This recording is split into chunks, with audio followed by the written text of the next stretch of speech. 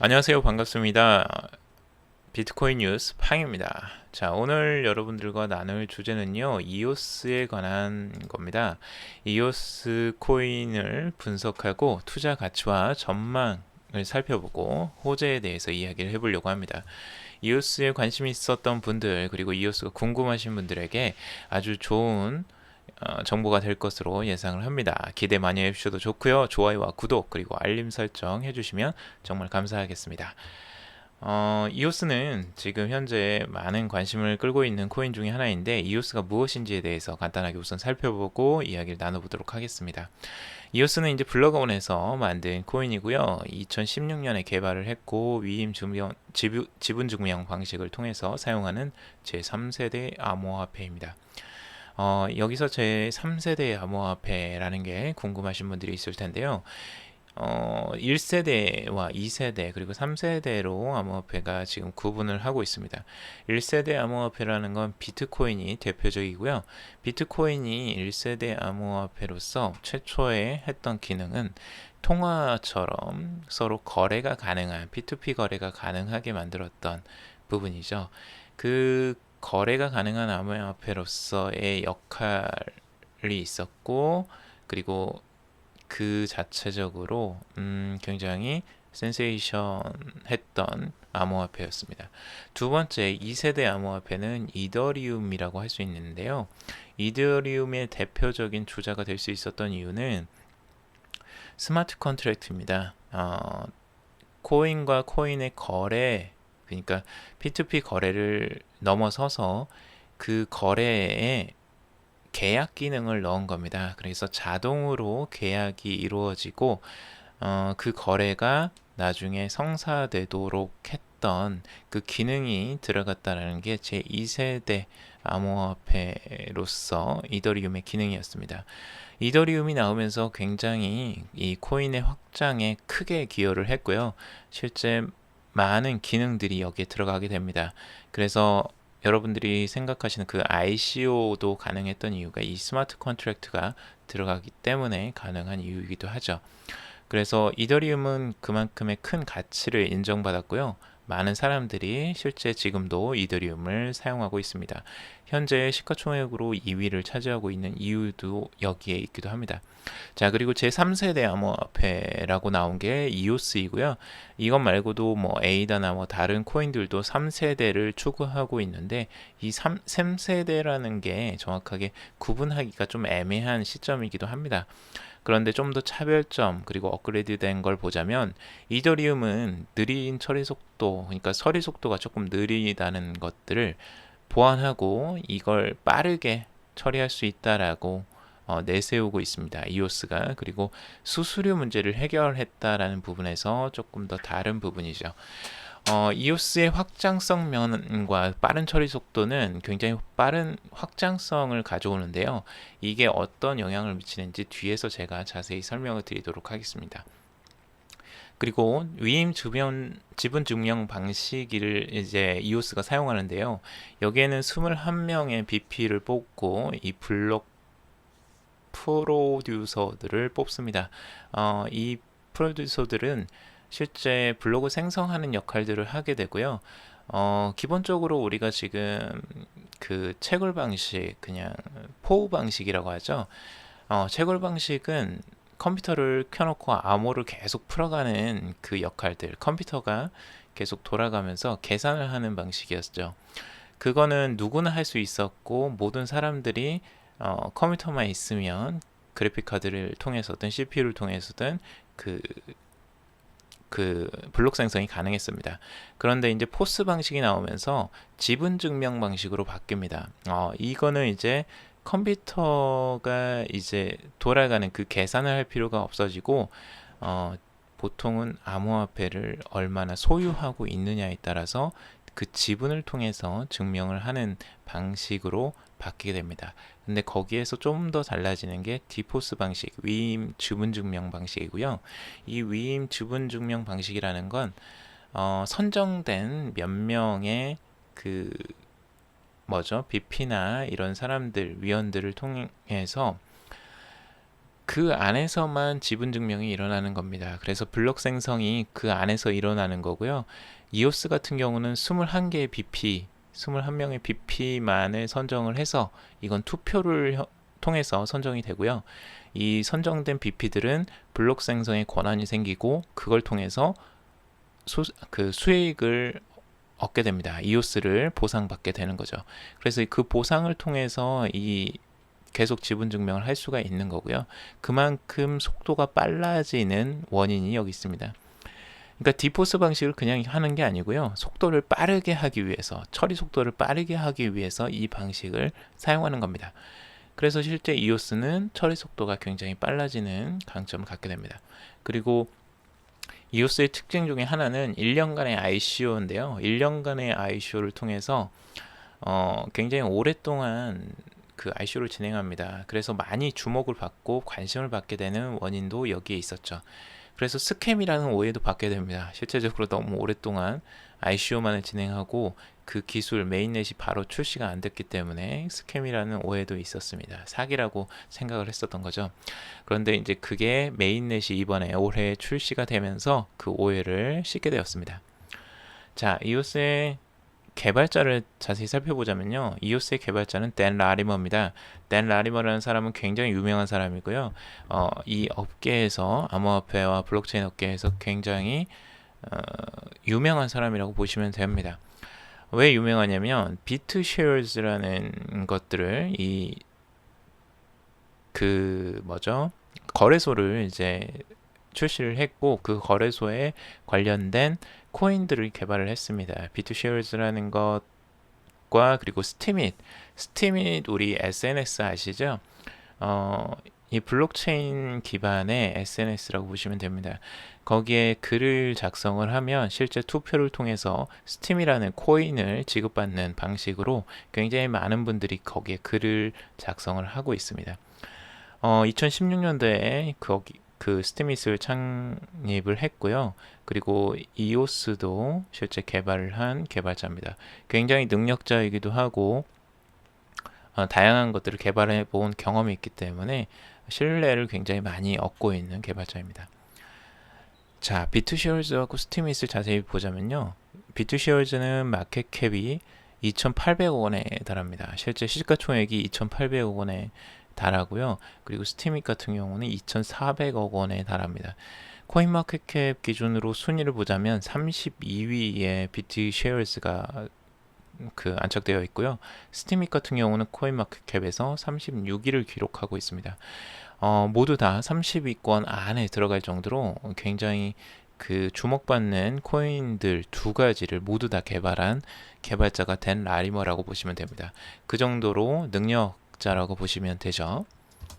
자, 이오스의 장점 간단하게 보자면요. 우선은 빠른 속도입니다. 속도가 빨라야지만 앞으로의 블록체인 기반으로 되는 서비스들이 굉장히 빠르게 확장이 되겠죠.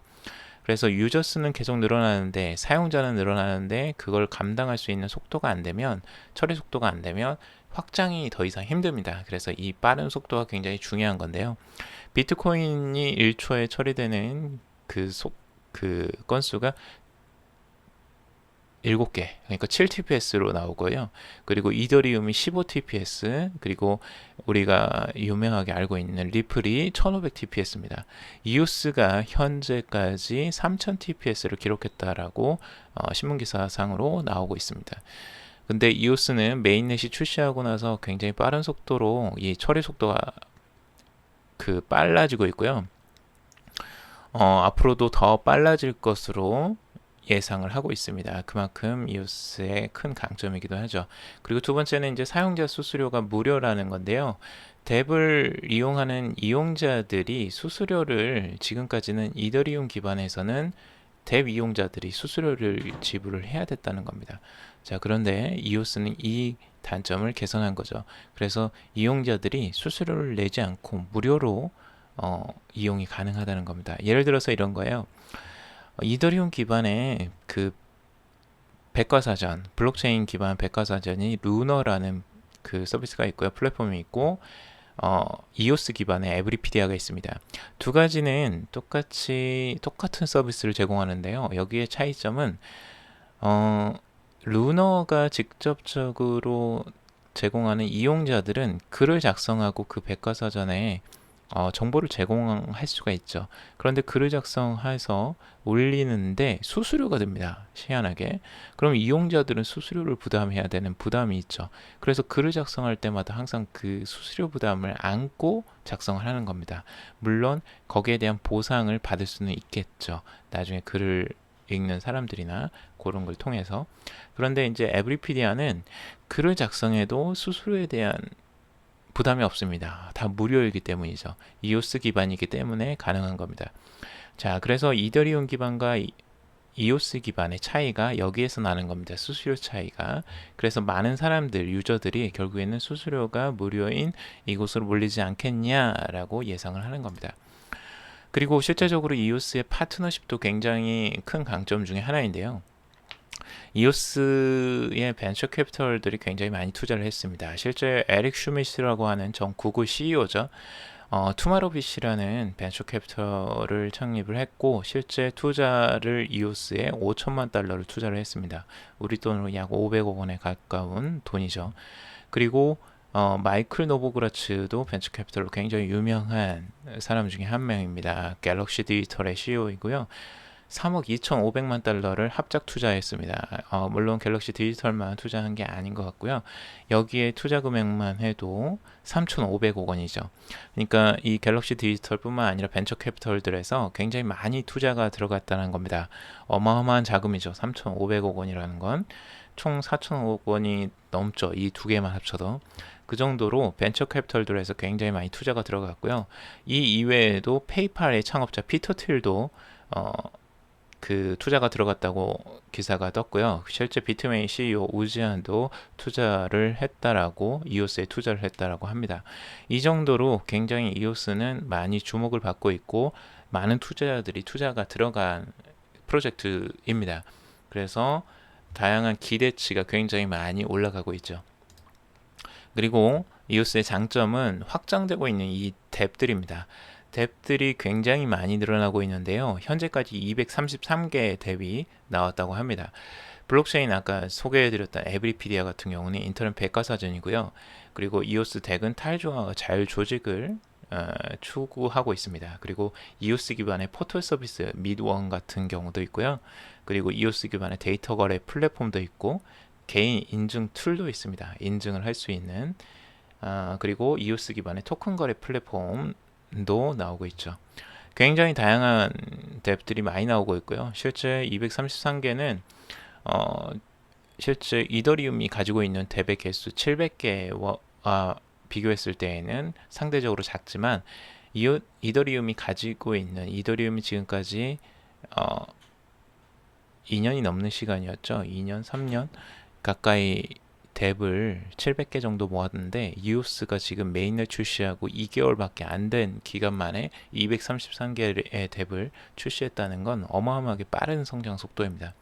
그래서 이 뎁의 확장 속도를 봤을 때 이오스는 앞으로도 이 가능성이 굉장히 커 보이죠. 이오스의 전망에 대해서 전체적으로 정리를 해보자면 굉장히 중요한 부분은 성공적인 메인넷 출시가 되었기 때문에 앞으로의 그 확장성적인 부분에서 굉장히 기대가 된다라는 거고요.